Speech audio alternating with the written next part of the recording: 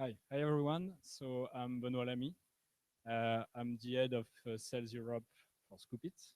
So I'm French, obviously. I'll be speaking in English today. Sorry for my French accent to the one following me with the webinar, and to the other French people, I think that won't be an issue. Um, Thank you very much for welcoming me here in Lille today. Um, just to give you a bit of background about Skoobit, we're a French based company, but we're already also present in the US, in San Francisco. We've been founded in 2011, and we have launched a content curation platform. We'll talk more about content curation in a few minutes, but the topic tonight is more about how to generate return on investment from a content marketing strategy. With Skoobit, and since 4 years, we've been putting a lot of effort in developing a paying content marketing strategy. And what we want to do today is just to share best practices, return on experience about what we did, and some studies we ran. Um, I'll be presenting that, but that's an open discussion. So at the end of the webinar and the presentation here, just feel free to share any question that you have, and maybe also discuss any point. If you agree or disagree with some of them, that's okay. We're here to discuss. Is that okay, Anta, if I change the slide? Thank you. So just before we go more into detail into the best practices and some findings that we have, well, it's not changing.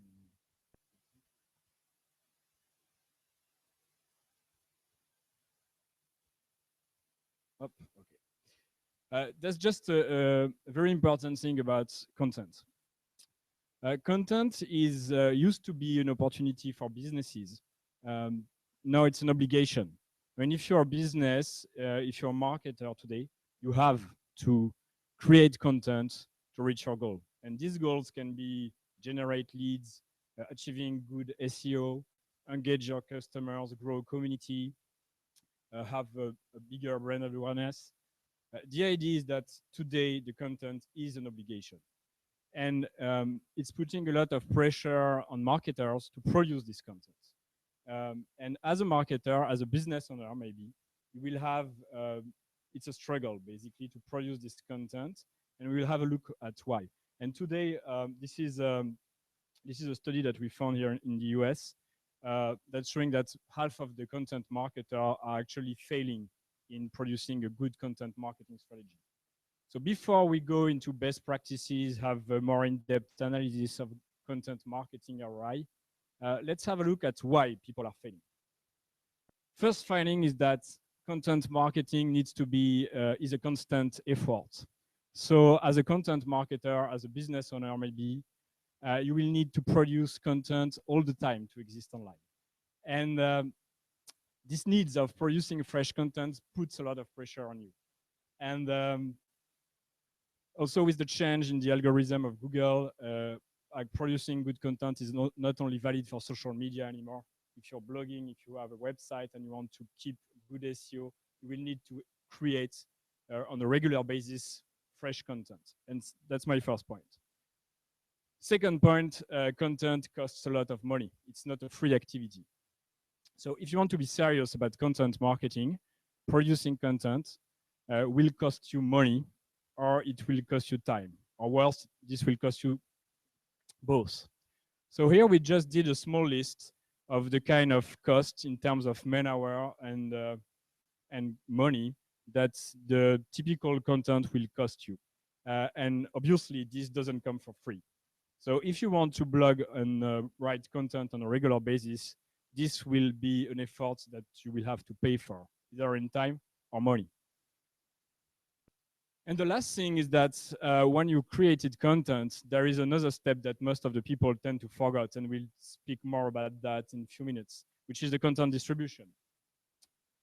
Most of people, when they talk about content marketing or they think about content marketing, they think that you just need to create a content, click publish, and that's it. And actually, that's 50% of the effort. Then you need to reach your audience. And sharing content And distributing content is also a time-consuming activity. And most of companies and businesses lack content distribution strategy. We will go more into detail into this content distribution issue, but just bear in mind that 50% in average of the content published online is shared less than 8 times. It does mean that somewhere there is something missing into the distribution of this content. So basically, there is a lot of pressure on content marketers in having a good paying marketing, content marketing strategy. And it's also very difficult for them. I mean, if 50% of them are failing, they need to understand why. And today, that's very difficult for a content marketer, a business owner, to understand why is failing at content marketing. And the first thing to bear in mind in assessing a content marketing strategy will be being able to measure the ROI and return on investment of this strategy. And before we go and we move forward in this presentation, I just want to make sure that we are all on the same page on content marketing return on investment. So if we look at the costs of content production, that's pretty straightforward.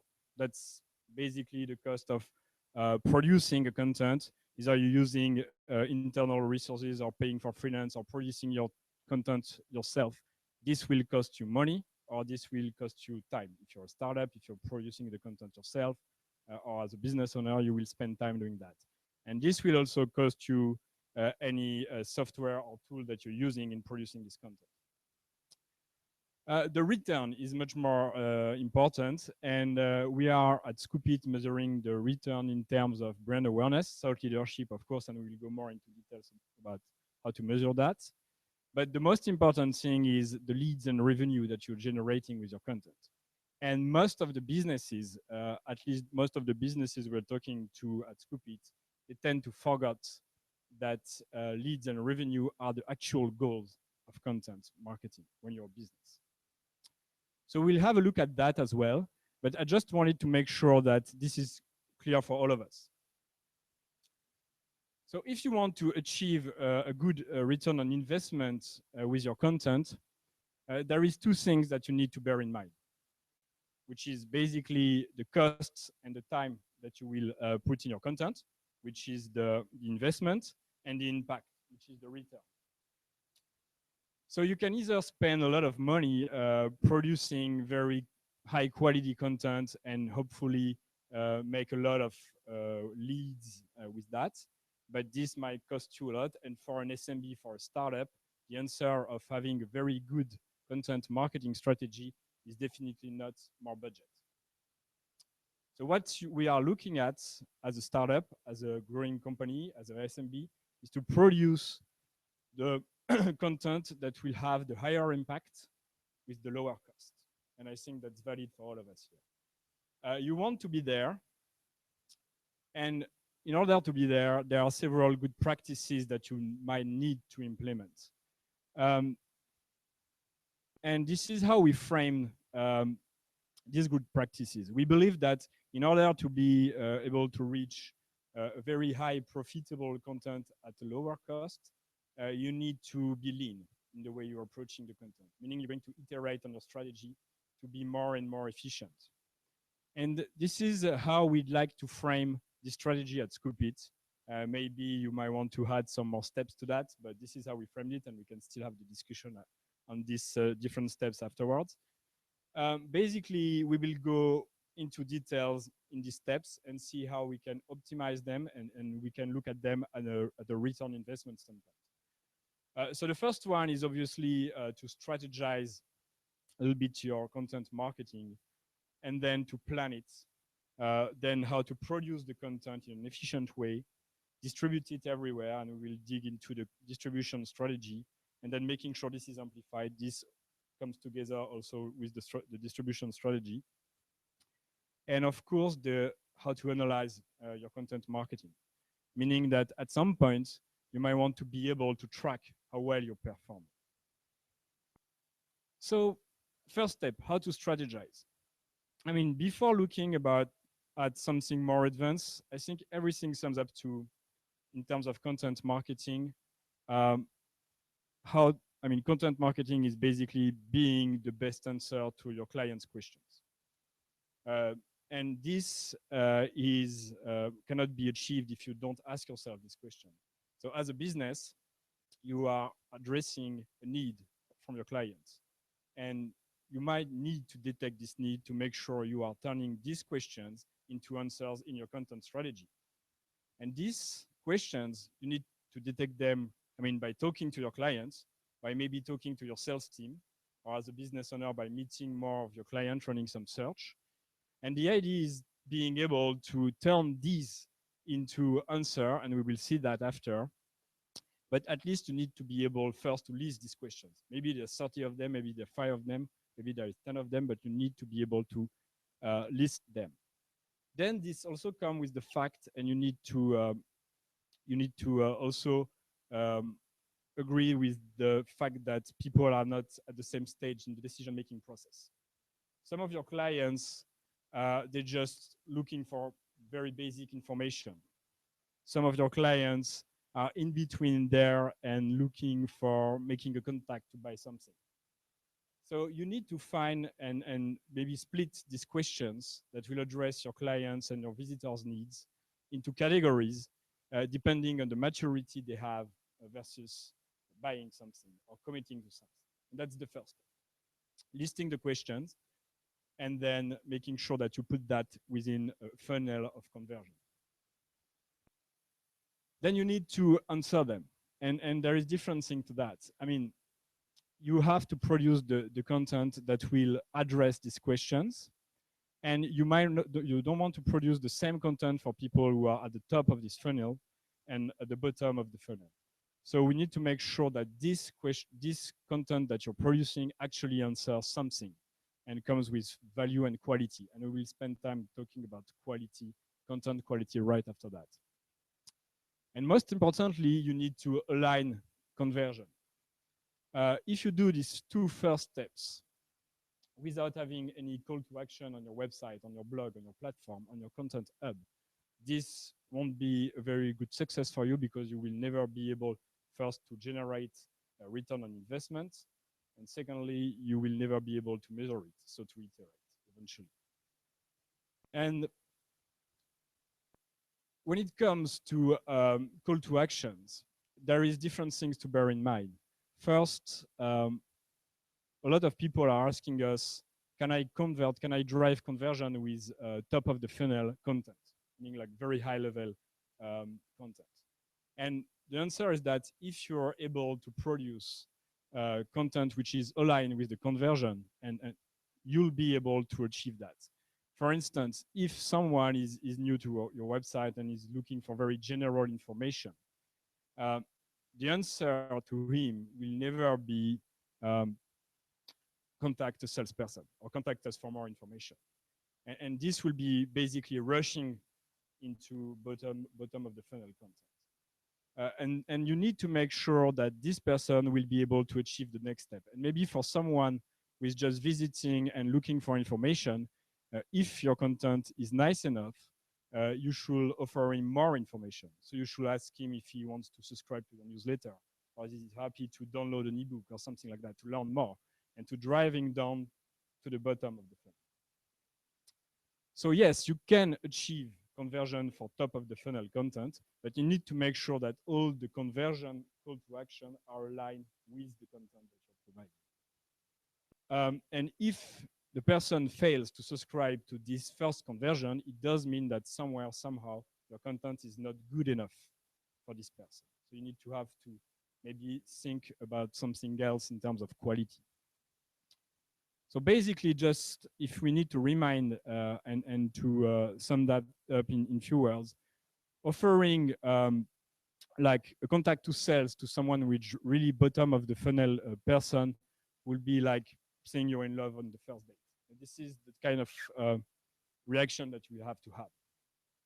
And so basically, just make sure that you are offering and reaching smoothly these people by offering the right content at the right time. A lot of people are also asking us, where should I build my content strategy? Where should I put my content?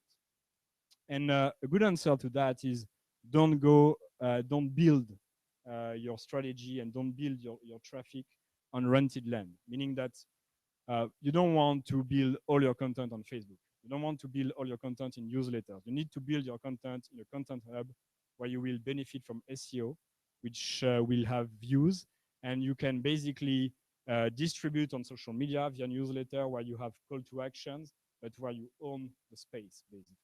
And that's very important. And well, that's how we like to put that. Having a content hub, whether it is a blog or a website, uh, distribution strategy, and making sure you have the right landing page link to that with call to action and so on. Well, this is how our strategy is, but we can discuss that right after our short presentation. Okay, so we talked about strategize, and now we're going to see how you can plan the content creation. So there is once you have listed your all the questions that your clients and customer may have, you might need to produce this content, obviously.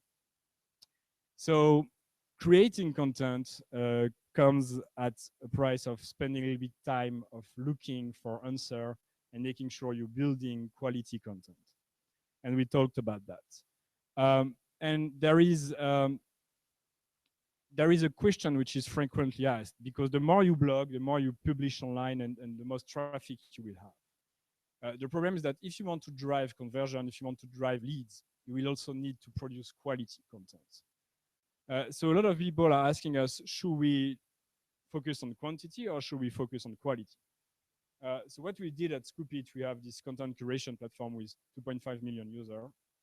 And we looked at every page and we focused on the one producing a lot of content, and we look at the one producing a lot of quality content, and to see which pages were driving more traffic in average, quality or quantity.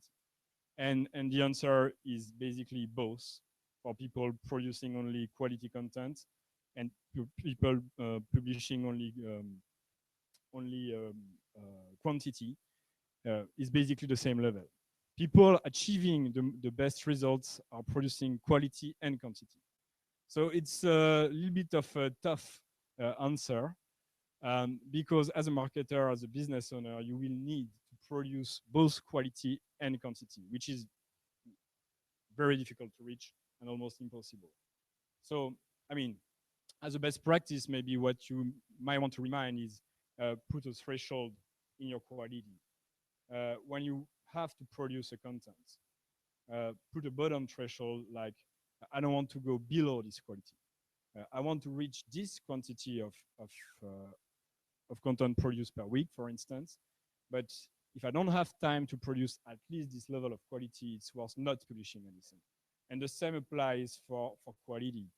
I mean, if you're producing an okay content in terms of quality threshold, if you actually publish this, it will still have best results than not publishing a great content.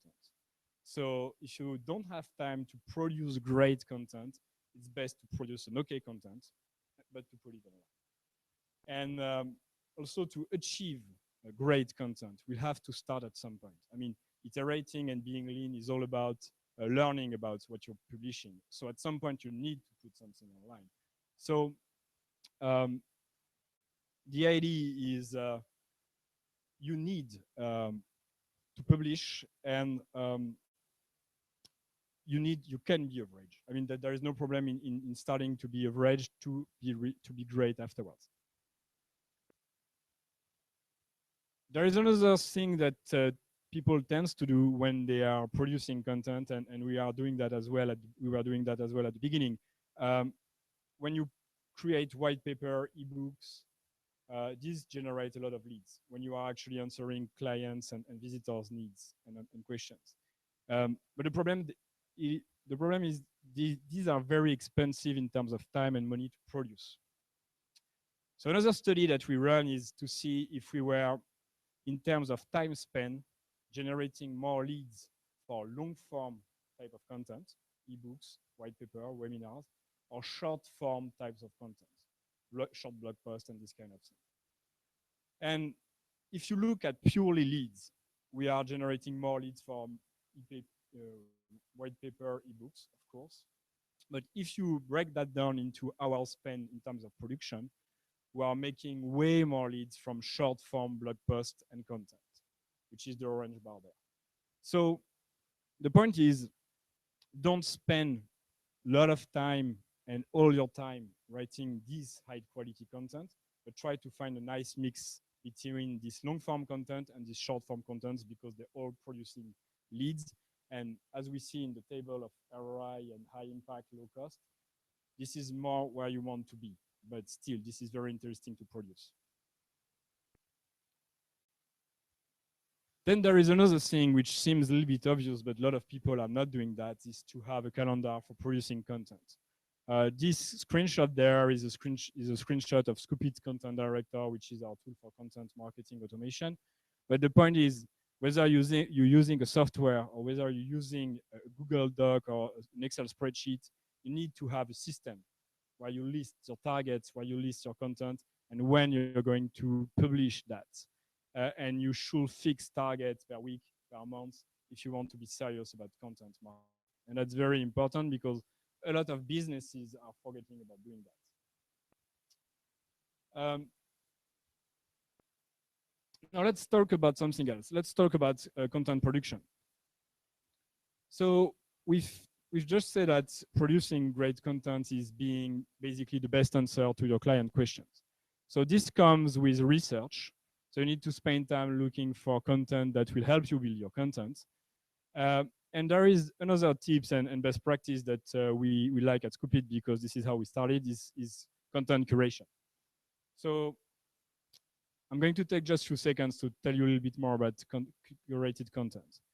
Curated content is basically looking for content which is already existing out there and repurposing this content in the way you can capture maybe the title, visual, the link to this content, a short quote of the text, and enrich this content with maybe 150 to 200 words that will basically build unique content and freshness and insight on top of this content. And this is to allow you saving time in producing your content. So basically, creating curated blog posts will take you around 30 to 40 minutes, where creating an actual blog post might take you half a day or maybe 4 hours at least. So curating content, if you embrace it, might help you save time in generating good content in your content marketing strategy.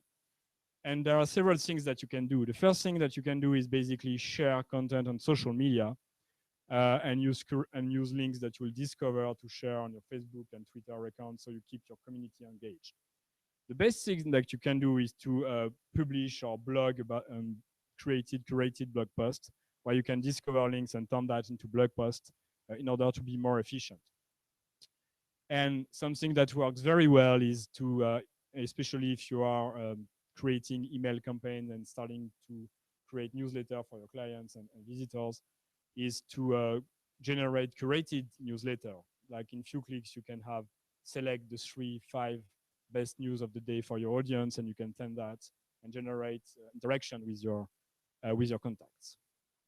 So curation can really leverage your content marketing strategy, at least in the same level as content creation, if you do that well. Another thing with content curation is that the idea is to be able to automate the process. This is what Skoobit has been doing for a long time. We're trying to help people finding this resource and making sure they can edit and publish online, and if you can integrate on your own platform, on your blog, on your website, and so on. So the point is, like, in the effort of saving time and money, content curation can be a good idea. At least discovering content with Google Alerts and finding good source, whether you're using Skoobit or not, curation can really help you. Another thing which is important is making sure you're repurposing your content. If you want to save time producing content, make sure that each piece of content is really used as much as you can. For instance, at Skoobit, we're producing a lot of blog posts. So what we're doing now is that we are selecting most of the blog posts we have, and we're trying to turn them into ebooks. So we're not just recycling all our blog posts into ebooks, but we're using that as a basics for ebooks. So anything that you have, just make sure that you list your ecosystem when it comes to content distribution, and you can turn any content that you will have produced in another type of content. First, you will save time producing this content, this new content. Then you will reach an audience who would like to consume the content in another way. Some people like watching webinars, some people like slide shares, LinkedIn, and so on and so forth. And you are basically offering the same message packaged in a different way. And that's very important. And that's also something that we look at Skoobit. This is when we were basically writing and creating our ebooks from scratch. So it was 100% original content. And these are the leads we were generating. This is the blue level here. And we just seen that when we started to repurpose existing content, blog posts, which were the best one with most views and most shares, and use that as a mix of created content and repurposed blog posts into ebooks, we were achieving actually much more results because it was already proven that this content was well perceived online and we were reaching new audience. So this is really something that works, and I encourage you as a marketer or business owner to do this. This is very powerful. Okay. Another step is distribution and amplification. And we mentioned that before. And this is something which is really forgotten by most of the companies. So there is different points to that. First one is making sure that your content is shared several times. I mean, you can share tweets several times your content. If it's good, people will still come. So make sure that some of content is flagged as evergreen, and basically the basics are still good to be reminded. For instance, for Skoobit, it's still good to show how content is important for a business. We can blog that, we can push that on Twitter, on Facebook, anytime. This is still true. So make sure you basically list the content that is good to share from time to time and reshare. When it comes to distribution and amplification, making sure that you are involving your team. So especially for when you start to have a growing team and you are 10, 20, or maybe more in your company, if you want to achieve more than 8 share, as we discussed at the beginning, make sure that people can share all your content, that they don't forget to share the content created by the company. What is important as well is to include the influencers within your distribution and amplification strategy. If you want to grow beyond your community, that's important that you find and spot who are these influencers and to include them within your strategy. And this is something we've been doing at Skoobit for a long time, making sure that we are building relationship with influencers. We were basically starting slowly by sharing their content, then turning their content into curated blog posts, then eventually contacted them to co-create content. And this is powerful because when you co-create content, first you have better idea about the content you can create and the answer you can bring to your audience. But then you also involve people in the production of the content, so they will share more easily afterwards. So people tend to be more involved and to participate more. And this is really paying. Today on Skoobit blog, for instance, we have a lot of content created by our own influencers. So make sure that you include your team, share several times the evergreen content, but also includes the influencer somehow in your strategy. And if you want to see a bit more about how to include this influencer, we created very nice blog posts on our blog about this on Skoobit. And the last step to that is analyze the return on investment. So if you've done all these best practices and maybe more, you'll be able to analyze the return on investment of your content marketing strategy.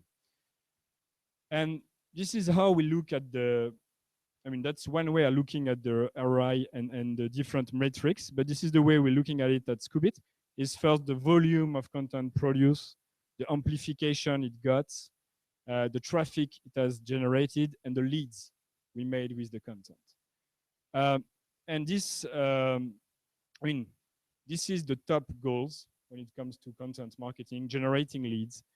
But this all sums up to having the right call to action in place on your content hub and answering this right question with the right content at the right level with the call to action aligned with the conversion goal. So the first thing is making sure that you fix your volume issues, making sure you're producing enough content. Then you can check on the quality. But you have your Google spreadsheet, maybe you're using Skoobit calendar or any other calendar, but make sure you're reaching your goals. So that's the first metric to look at. The second thing is making sure that you are generating any views, any shares. This will give you a good indication of the traffic you're generating and the amplification and the authority you're earning in your domain with the views and the shares. And I think most of the business and marketers tends to focus on the views and the shares that the content is generating, but most of them tends to forget about the leads they're generating. So when it comes to leads, make sure that you can see that and you understand it at content level, so at the granular level. Understanding, it's very difficult to understand how well your content is performing if you're looking at the leads generating by your blog or by your website. You will be only able to understand in details how well your content marketing is working if you can see for each content produced the leads that you're generating. Okay, so that's it for the presentation. I think we'll move forward to the question now. Oh, and thank you very much for your attention, for those who are leaving now.